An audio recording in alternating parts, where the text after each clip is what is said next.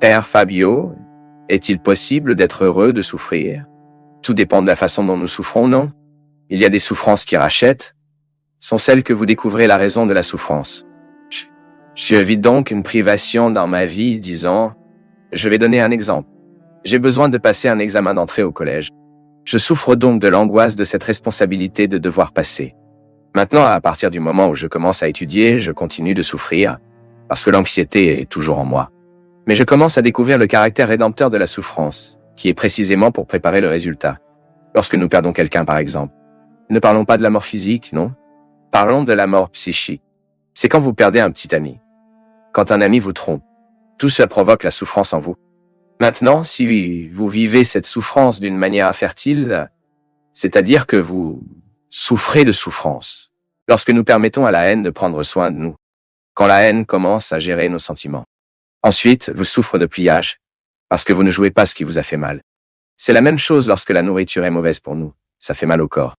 Lorsque nous vivons des sentiments gâtés, cela nuit à notre esprit, à notre âme, à tout ce qui fait partie de cette condition psychique, de ce qui n'est pas matériel. Bien sûr, le cerveau est matériel, mais il y a certaines choses qui vont au-delà de cette matérialité cérébrale. Nous avons donc un processus d'amertume, un processus de dépression, de tristesse. Il y a plusieurs étapes de la souffrance.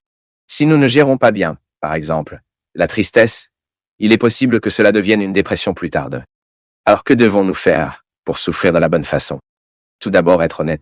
Posez la question qui vous fait souffrir et vous demandez, vaut-il la peine de souffrir de tout ce que je souffre? Parfois, nous souffrons tellement pour les gens qui n'en valent pas la peine, non? Parfois, nous faisons tellement le temps de notre vie avec la souffrance, avec des gens qui n'avaient aucune considération pour nous. Ou parfois des gens même des passagers, non? Et parfois, nous souffrons depuis longtemps à cause de cela. Non. Il a besoin de gérer cela. Et la seule façon de gérer la souffrance, c'est de rationaliser. Ce qui cause la souffrance en nous, c'est la façon dont nous pensons que la souffrance. Une idée me fera du mal alors que je nourris cette idée en moi. Maintenant, si je reconstruis, si je remplace l'idée qui est mauvaise pour moi par une idée qui me rend bien, alors je commence à surmonter la douleur. Je commence à surmonter la souffrance. Nous pouvons donc chercher cette réalisation. Nous pouvons être heureux même au moment de la souffrance. Regardez simplement la souffrance d'une manière nouvelle, d'une manière différente, et ne soyez pas amer en étendant trop l'expérience dont vous auriez besoin. Ce qui pourrait être très court. Parfois, nous trouvons des gens qui ne se lient pas d'amitié avec vie.